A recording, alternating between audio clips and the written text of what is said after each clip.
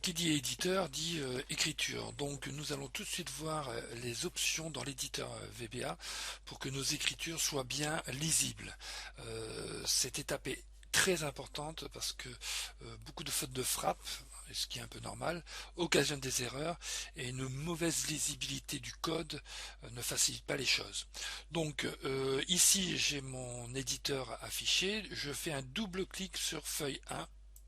Voilà, donc voilà une page. Alors ici nous sommes dans un module de classe, mais j'y reviendrai. Donc je vais bien sûr écrire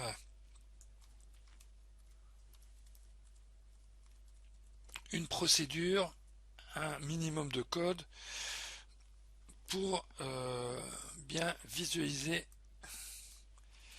l'exemple.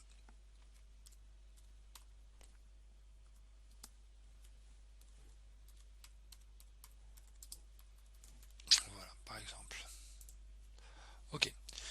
Donc nous voyons que l'écriture est assistée de couleurs comme généralement tout ce qui est code en informatique. Donc, nous allons ici revenir dans les outils, options, voilà, et format de l'éditeur.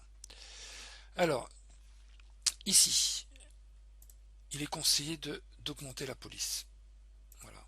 Donc, moi je le ferai pour les captures vidéo. Il est aussi vivement conseillé de mettre du Times New Roman occidental.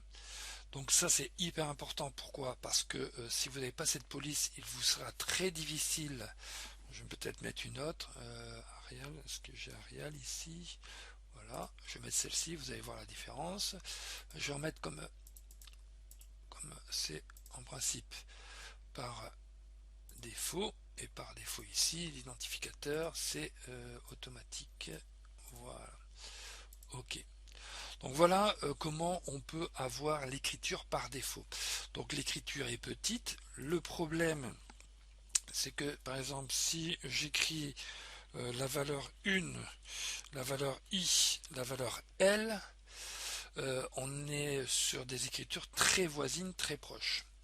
Donc ça peut occasionner des erreurs.